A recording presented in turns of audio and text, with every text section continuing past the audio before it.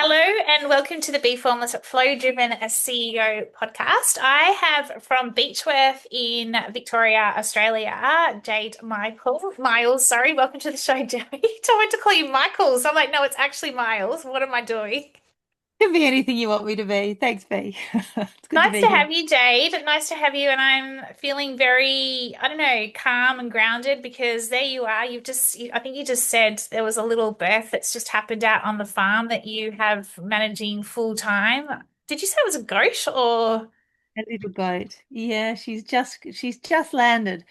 Yeah, she's still sticky. So So cute. Oh my God, very so gorgeous. amazing. Just sitting there and watching life. And, we're all about regenerative, what you're doing in terms of you're the CEO of Sustainable Table and you've been in that role, or co-CEO just this week recently, actually. But you have been the CEO for the past 5 years. And it's an Australian not-for-profit regenerating food and farming systems by funding projects, convening partners, and mapping the national regenerative ecosystem. And what you've said to me is that you bring the storytelling into Sustainable Table and you do all the sense checking to ensure that the people that you're working with, partnering with, collaborating with, they're regenerative in everything they do as well. But there's Yeah. so much more to you than just Sustainable Table. You also have your own podcast, which is around the future of leading and living. And I think I got that right, but you can tell me if I've got that a little bit wrong. You've also written two books. Sorry, book one was, that's not the podcast. Book one was around the future of leading and living. And most recently, you wrote another book and you were overseas and the book was called Huddle. Huddles, sorry. You've just come back from a sabbatical and you did an ancestral tour and you've also just done a vision quest. You Yeah. also have a full-time farm and you're a mum with three kids. Yeah, That's a busy lot. life. Quite amazing. Tell us, you can start wherever you want to start with all of this, but just tell us a bit about everything that you've been up to and most recently, I guess, the overseas journey. Yeah, I've not long been back from the ancestral tour to the UK, and that was something that had been sort of bubbling for a really long time. When I wrote the first book, I was deep in holding the local food co-op that I had co-founded with my husband and a couple of others. And I think at the time we also run Blackburn Farm in northeast Victoria. That's the name of the farm that you made mention of. And that gives me this beautiful annual rhythm, but also daily rhythm with my hands in the dirt at least once or twice. We grow I homestead, so we grow all of our own food, which is why I've got goats dropping in the paddock. That's our milk source, and sometimes our meat source, depending on what crops. Um, and then we grow pretty well 7 months of the year, and then for 5 months of the year we sort of hunker down and seed save and graft new trees because we also run a nursery. And we go pretty gently. We build it, which is what Future Steading, the first book, was written about, really building a deeply connected life right across the season in place, in your community, in your landscape, with your people making decisions that centers life at the middle of everything. And so that really is what I actually believed. I had grown up with exactly the same rhythm and in exactly the same way. And what I truly believed had the potential to rewrite our story and as a result change our fundamental systems, which I think have become an abstraction and created deep separation as humans from the world that we're living in. And that's really the cultural problem that we're facing. But after touring the first book around the US and around Australia at hundreds of different events, I kind of came to the realization that it didn't really matter how many tools people had in their back pocket to grow their own food or create community gatherings or connect to the natural world or redefine enough or build rituals. None of it was really going to change the system that we need or the systems that we need without an understanding of building huddles, both with humans and with non-humans. Yeah. And so that the ability to truly collaborate and deeply listen and deeply connect in a way that speaks to something that is probably beyond words and sits deep inside all of us was something that I was searching for. And so then the second book, Huddle, came to light. And I've just, as you say, got back from the UK having toured that for a couple of months over there. And then I wove an ancestral tour in it. I think that really was, I don't know which one came before the other. But what I was really wanting to do was understand who I was and where I came from and what my story was, because I have felt for a very long time, probably since maybe my very early 20s as a young adult, that actually, in all honesty, I've stepped outside of the truth of who I am, and I needed to return to that because the performance that I'd created, the outward facing story that I had told people, had given me this beautiful checkbox of amazing achievements across a lifetime. And, on paper, it looked like I had everything that I needed, but there was something really deep inside me missing, and I didn't know what that was. And I needed to kind of scratch the yearning to return to the place that was a remembering deeper than words. And so that has been really the last 6 months that I've been able to take some time from my role at Sustainable Table. My board is amazingly supportive, and they didn't want me to walk away from the food system work I was doing altogether. Um, so I've come back in with a really deep commitment to listen to my body and to ensure that whatever my body tells me, I believe, and I respond to in a way that doesn't abandon her for the sake of the KPIs that are set out before me. And so I'm kind of juggling these two ways of being, and one is sort of operating in this world of business, but the other way is one that allows me to sit on the earth multiple times a day in a sit spot and observe and interact with the landscape and listen to the birds and really listen to my body and take that really strong sense of strength and calm that comes from Mother Nature herself and co-create that into a way of being that then transfers into the team that I'm now co-CEO of at Sustainable Table, doing all of the outward facing storytelling and all of the outward facing relationship building and kind of ecosystem nurturing. So quite different. I'm no longer looking at spreadsheets and Yeah. strategy and policies and HR plans. I have a co-CEO that does all of that. She's the one who held the fort while I took 3 months away. And yeah, it's been a really, oh, hello, little bird. There's a little willy wagtail. Do you know, willy wagtails are my totem animal. And since kind of landing on that as part of a process I did about 6 months ago, it doesn't matter where I go or what I'm doing, there is a willy wag everywhere I am. And it's just popped in at the door and just bounced on the door handle Oh, here. how cool. And what does it symbolize for you? Like, can you share that or no? Is it just saying that, like, The wag, the willy wag. Oh, they have so much energy. And they fly for starters, so they're up in the air and they have the ability to look down below and see all of the pieces of the puzzle beneath them.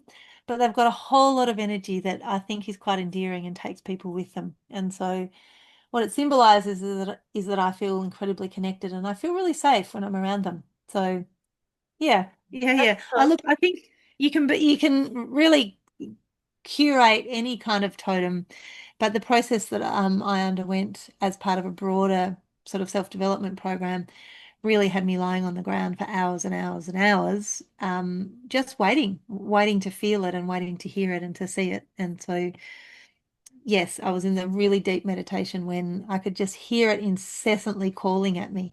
So I actually came out of the meditation and opened my eyes, and there it was.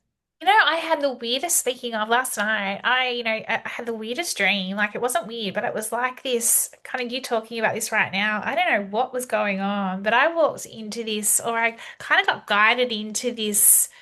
Like, I was coming out of like almost like a tunnel, and I got guided into this massive, it was a room, but it wasn't a room, if that makes sense. And it was so wide open. And I felt the biggest rush of freedom, but safety and security. And I kind of all just, it was like in my sleep, I was taking the biggest, deepest breath, but Mm. also going, I have arrived. I can't explain it, but just listening to you right now, like I relate, like in terms of very different, but it was just, I haven't shared that. And it was just, it was almost.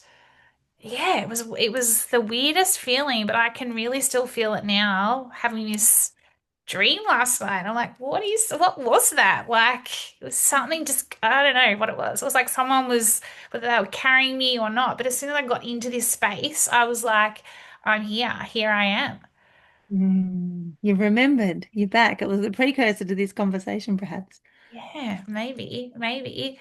So tell me, like, was it your soul? Like, what was happening when you were like, I'm, like you've obviously just taken a sabbatical. Had you hit a point where you were like, was your soul screaming at you? What was like, was it too much going on and you were like, something's got to give here? Like, was Mm. it one specific moment or was it a culmination of a lot of different things and you were almost having an out of body experience going, here I am here.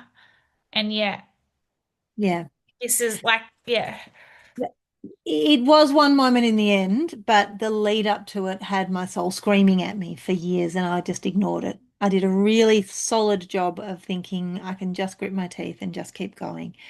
And, I'd always managed to do that all through my adulthood. It didn't really matter what was put in front of me. I was able to overcome it by just putting my head down and working through it.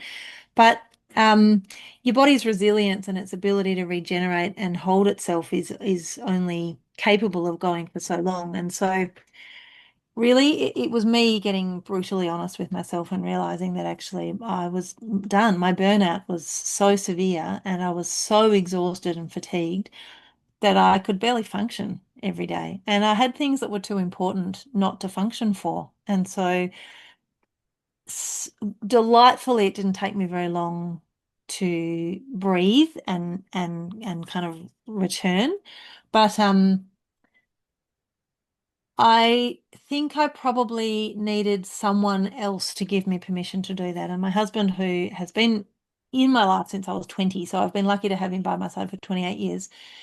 He knows me incredibly well, and he's sort of watched this pattern of me working relentlessly until I hit an exhaustion bump and then take a bit of time out and then get back into it. And he wrote me this beautiful, beautiful poem that basically said, I see you, I witness everything that you are. It's okay to be exhausted, and it's also okay to compost a version of you that is no longer serving you just because it's obligated to be serving others. And so it's the poem that he gave me sort of said what you need is deep rest. It's not deep rest just to recover from everything you've given everybody else in your leadership roles and in your clear, clarity of direction and systems change work. But it's to move you to a place where you've got the energy and the capability to transition into whatever it is that the next phase of life will bring you. And trust. I trust you. And I know you don't yet trust yourself, but you will. And so I'll sit right here by your side and I'll hold your hand and I'll listen to you and I'll make sure that my With trust your husband. becomes your trust. Yeah, he's an amazing human. I'm incredibly lucky. And I think that permission really was the step that I needed because I hadn't had the courage to do it myself, to say to those that I was obligated to, so my board, and I sit on a number of other boards, that I actually need some time. I need some really deep, slow, quiet, nourishing time. And ancestral, I don't know if you've ever done an ancestral tour, but it oh wow, it just left me feeling physiologically alive. I was tingling all over for days and days. It was like I was floating in the air with a deep knowledge of the ancestors and wisdom keepers that had come before me that still sit in my DNA, allowing me to know who I am and understand why I've got these big square hands and these big square feet and this need for sunshine on my skin and this need for being outside and this sort of antsiness and discomfort at being endlessly inside. And so it all just made sense. It made such sense that it reminded me who I was, so that when I came back and then did the vision quest, I was able to go into the vision quest with pretty broad questions. You're encouraged in the lead up to the quest to formulate quite specific questions. And while I definitely did have some of those my biggest question really was, what is my work to do? Because, uh, my belief is that we've all landed Earthside with work to do that we were once actually allowed to do and supported to do. But that was pre-industrialization and probably pre-Christianity, where Yeah. our strong female voices have been taken from us.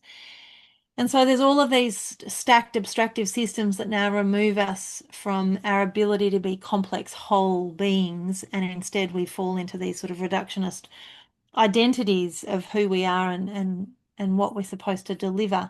And mostly that doesn't allow us to deliver things that are in service with deep reciprocity of the ecological systems that hold us. And I knew without using words in my body that I couldn't do that anymore. I Yeah. needed to do things that were in service of our ecosystems. And so just because I can do other things doesn't mean I should. And I Yeah. need to do Yeah. that. It's such a disconnection comes up for me because we're so disconnected from ourselves, but we're also so disconnected from Earth, Mother Nature, everything. And it's kind of that weird feeling like when you said when the soul is screaming at you and yet we have this tendency to ignore it. And Mm. listening to you and just listening to everything you're talking about, here you are, you've got a farm, you're in the most beautiful environment, and yet it doesn't matter what environment we're in, Mm. we can still be pushing against it and also almost like, not turning a blind eye, but being so disconnected from it. And yet it's all in front of us, and here it is, it's surrounding us, and it's almost like holding a mirror up, going, "Come on, here we are, here I am." Yeah. But yet we have this thing where we seem to not see it. Do you know what I mean? And it's only when you do something like you've just done where you're like, "Oh, I get it now." Yeah. Yeah, yeah. It took me 110 hours of fasting and sitting on the earth. Whoa. One day it was pouring rain in a 4 by 4 meter space with a tarp and a mozzie net, and mostly naked, and in a landscape I wasn't super familiar with, but I certainly chose a space that was quite representative of my farming heritage so that it had a bit more open space and I could see the hand of man in the landscape in front of me. It definitely took that for me to seek the answers or get the answers. And in some ways, the medicine, I guess there's this beautiful song called Medicine, and it talks about the answers being at the base of your spine, and you'll find them in the deepest, darkest hours of the night. And you sort of go on a vision quest knowing that you will lose your mind, but intentionally. And what you'll find though is your body's capability to really listen to itself and really connect with the natural world in a way that since the beginning of time, humans have done, but it's just in the last few hundred years that that connection has been broken and we've stopped listening, really deeply listening. Yeah, And it's so true. It's so true. Jade, were you on your own? Like, how did you hear about this vision quest? Where was it? Like, were you completely put on your own, 110 hours of fasting, meditating? yeah, Like, so yeah, I did all the work. So been doing work with lots of different people over the last few years to kind of leading towards this, but I chose in the end to work with a woman called Katie from Nature Philosophy. So she's based in northern New South Wales. And we actually did it in a place called Tyalgum, which is inland from Tweed Heads.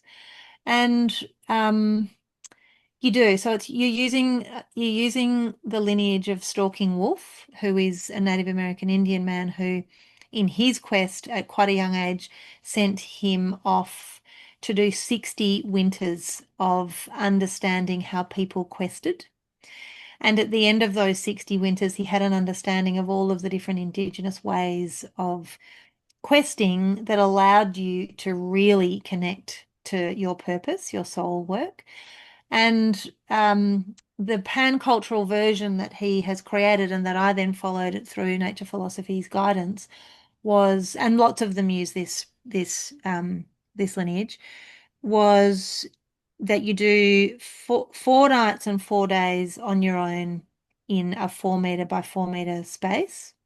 where you're completely isolated and on your own, but you are protected by trained protectors, energetic protectors, and physical protectors in a landscape that knows how to hold you. And the physiological response from the fasting is important too, because and you also you've got nothing with you. You've got no jewelry, no clothing that has representative meaning. You've got no journal, you've got no No time? fire. No what? No, No nothing. no, no, no, no, no. You've got nothing but four rocks that represent each day that has gone past.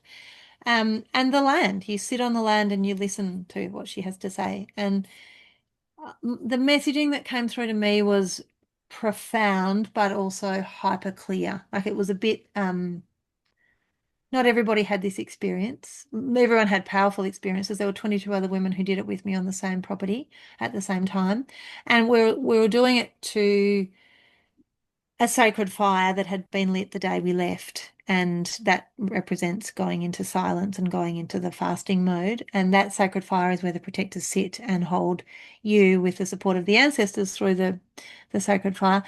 Like all of this takes a serious leap of faith in belief. And it is definitely not in everybody's comfort zone. And it is definitely prone to people saying it feels like a whole lot of woo-woo, but when you're in it, it feels so profoundly human that you feel, especially as a woman in her late 40s, you feel like you've perhaps for the very first time been shown the way we were designed to be. And given the length of time humans have been on the earth and operated in this way with these sorts of rituals and initiation processes, it probably stands to reason that what we have normalized in our industrial world is in fact the weird thing, Yeah. and all of these other ways of being are in fact normal and give us a better chance of existing into perpetuity as humanity on Earth. It's fascinating, isn't it? It's so fascinating having that whole experience and sitting like that for 4 days. Once you'd done it, like, did you then, like, how long did it take you to then I guess, readjust, or not even readjust because you were recalibrating back into the real world, if you Land. like that, like, because then you've come back, and I'm jumping ahead a bit here, but you've come back. And then you're back to where, your home, your job, everything. Did I'm you still feel, adjusting. It, yeah, it takes it takes months really to settle in.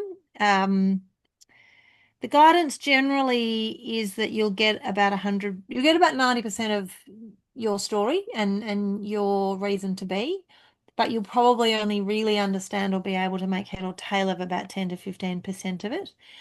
And really you recalibrate in a way that moves quite slowly. Um, so for me, that has been massive. That's been one of my biggest learnings is that for the first time in my life, I'm not getting the myriad ideas land on a page and then I activate them immediately, which I've done my entire life. And it served me really well. But for the first like time, me?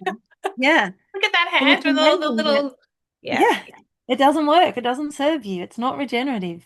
Uh, And so I'm still sitting on just books and books and books worth of journaling that I've undertaken since then. And I'm really patiently trusting that the way I'm kind of navigating now won't abandon me in any way, and what is supposed to happen will happen when it does. So it takes a really long time to recalibrate.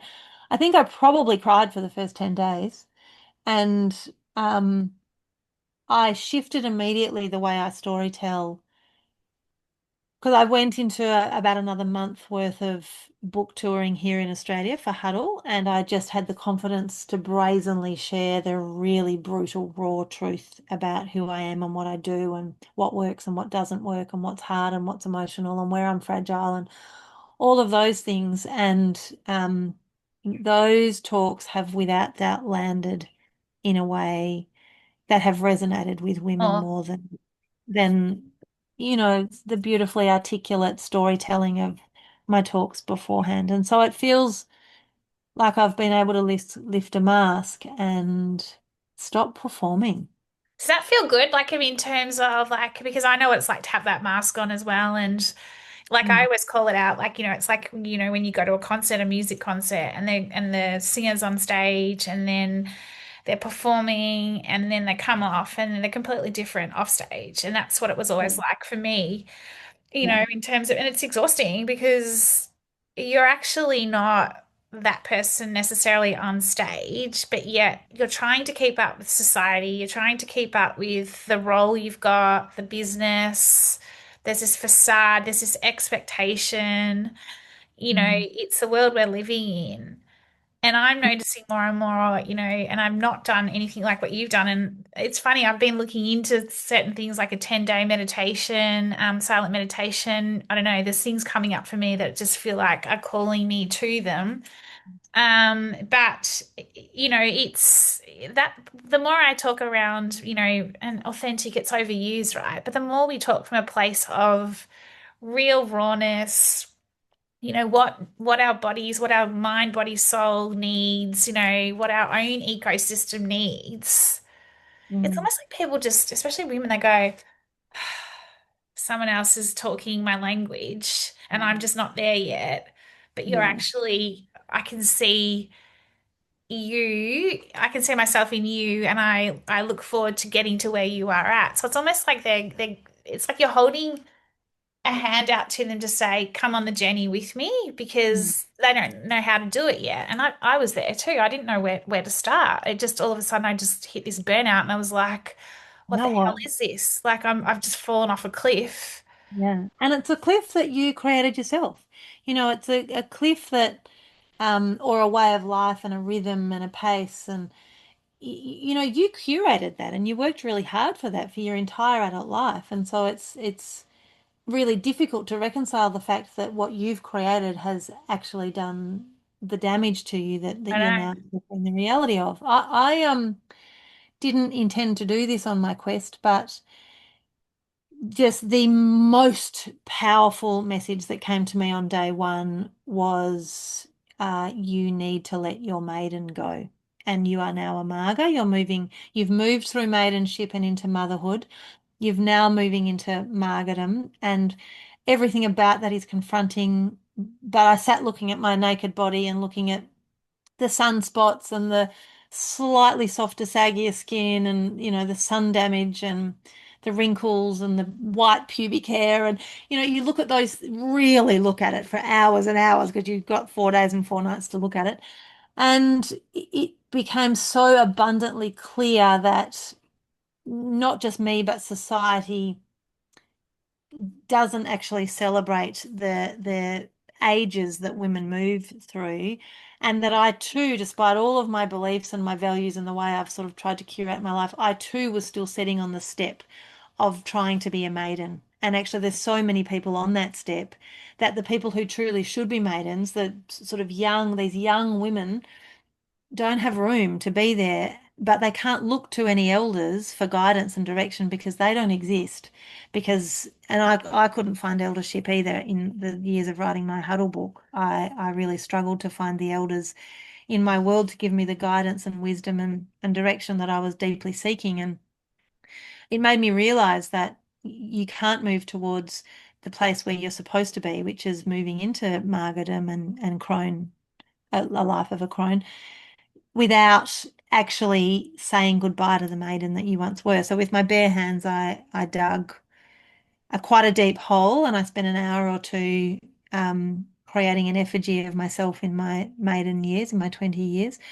And I thanked her. I spent about an hour thanking her and acknowledging all that she'd brought into my life, but then slowly but surely buried her and left her in the ground there because I can't have her with me anymore. I needed to let her go. She was amazing and she did an incredible job and set me up beautifully and protected me well. But now she doesn't serve me, and I need to move to being the Marga that I am. And so I left her in the earth and I grieved the loss of her, but I freed myself of trying to be something that I no longer am.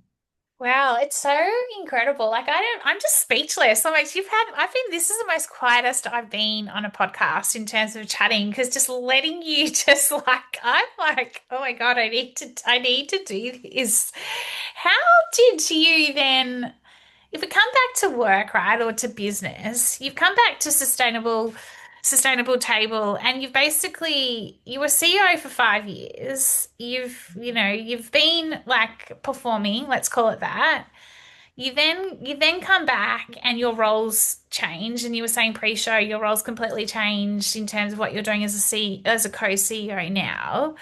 Had you planned or anticipated that pre doing the Vision Quest, or did it just all sort of naturally unfold when like how did that all, and then how do you, yeah, how different does it feel now? Basically, you saying you burying the younger you almost, and you're now in this new era of yourself.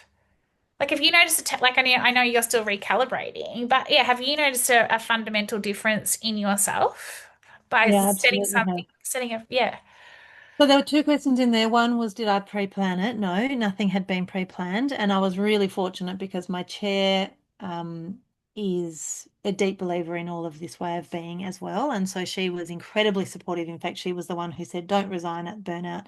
Take the time that you need. We yeah, value you. Go away and do the quest that you've been wanting to do for a long time, and we'll happily wait to see what comes out on the other side of that. And so even the day that I was meeting with my acting CEO and the chair to work out whether I would come back into the organization, I had absolutely nothing pre-planned. I sat in that meeting and openly shared where I was at, who I was. And I guess it was that what I've learnt to do, which has taken me a really long time, but really I hadn't reached the sort of cornerstone of it until I had quested, was to listen to my body, and the newfound skill in that has generated a commitment that means I'll never walk away from what that person needs.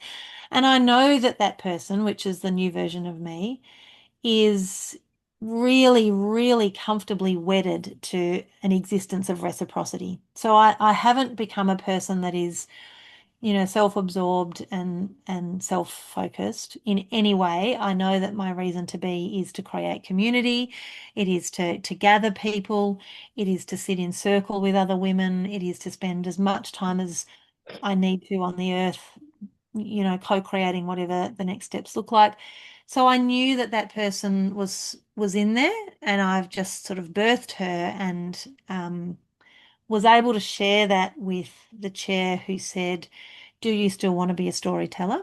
And given that I still have a pod and that I'm still circulating a book and I do a lot of time on different stages, I knew the answer to that question was yes, but I'm going to do it in a way that is unapologetically raw and unapologetically real. I'm not going to perform the way I sometimes have, especially in high net worth circles where you're on stage with professionals in suits. You feel like you can't speak using any of this language. You need to speak in a way that is professional. And so I knew there would be an evolution required, but I said to her, I can't be anything but what I am.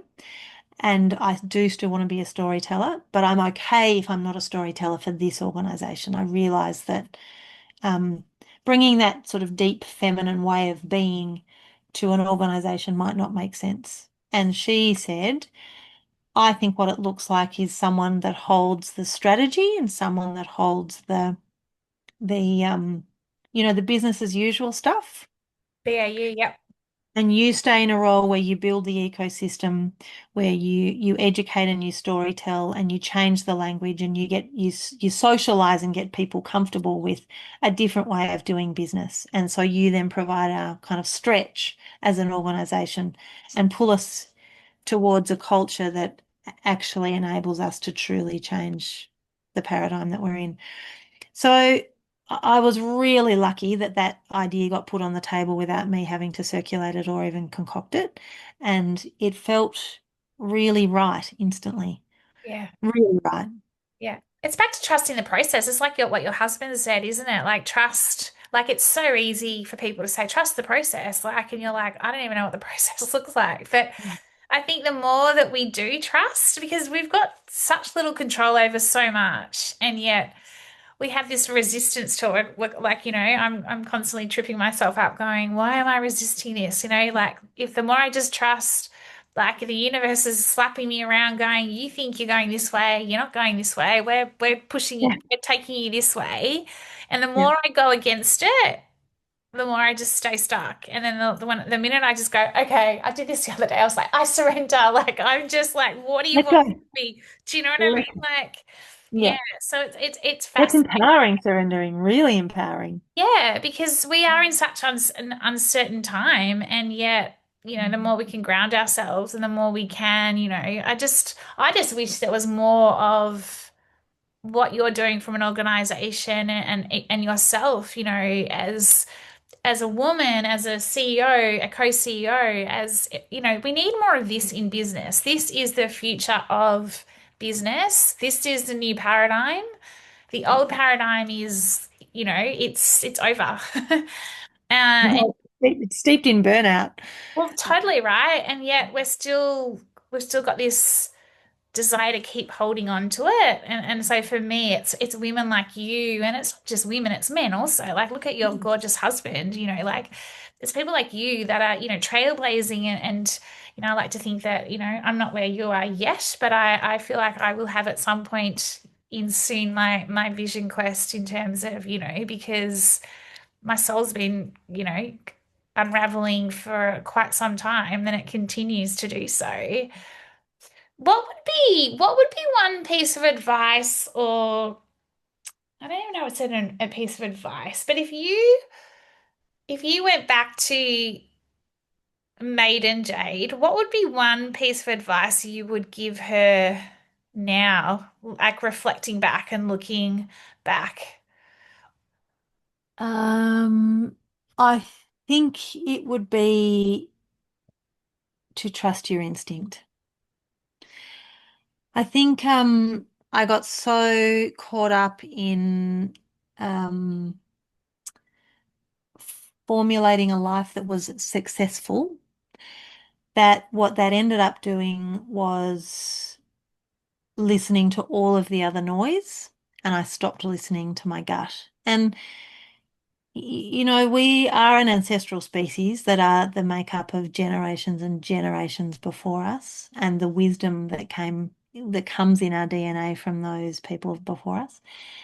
We're also a custodial species that are here with a role to play ecologically, and I think we've fallen into this trap of using just a tiny part of our capability as humans. And we value our academic prowess and our ability to create strategy and have outward facing success. And what we stopped valuing is what our heart tells us to be true, what our gut would lead us towards, and what our hands have the capability to be. And I think when you kind of add together the head and the gut and the heart and the hands as one, it starts to put you back together as a whole human, but you have to trust that all of those pieces have value. And so the advice to my maiden version would be trust all of you and learn to listen to all of you, I love it. and not just the narrative that says your academic output is the most and only valuable. Because that's what society says, right? Like, yeah. Oh, Jade, it's been such a we didn't talk a lot about sustainable table and food and things like that, but we've just talked about there's so many different ways we could have gone with this conversation. And this is what I love about my formless chats because it starts potentially in one shape and then it goes into a different form. And it's been I've really absolutely loved chatting with you. What an inspiring woman story and everything you're doing. And yeah, thank you so much for your time. How do we find out more about your books? How do we find out more about Sustainable Table? Well, Sustainable Table is sustainabletable.org.au, and that's a really comprehensive website with all our stories of all our amazing farmers who are doing incredible things. And there's a map, a national map there that highlights so many of them, hundreds of them. Um, my book is available online, but I would say if you can find an independent bookseller and support them. And then if you're interested in anything else that I'm doing, I'm at Black Barn Farm on Instagram, Black Barn. Black Barn Farm Yep. on Facebook, and I'm at Jade at sustainabletable.org.au or Jade at blackbarnfarm.com.au. Yeah. I love it. Thank you so much, Jade. Wishing you a wonderful afternoon, and I'm visualizing that little baby goat right now. Oh no, I'm going to go out and meet her in a minute. I keep calling her a her. That is completely completely hopeful. So cute. And I'm going to take my puppy for a walk. So yeah, thank you for your time. Thank you. Thank you so much. All right.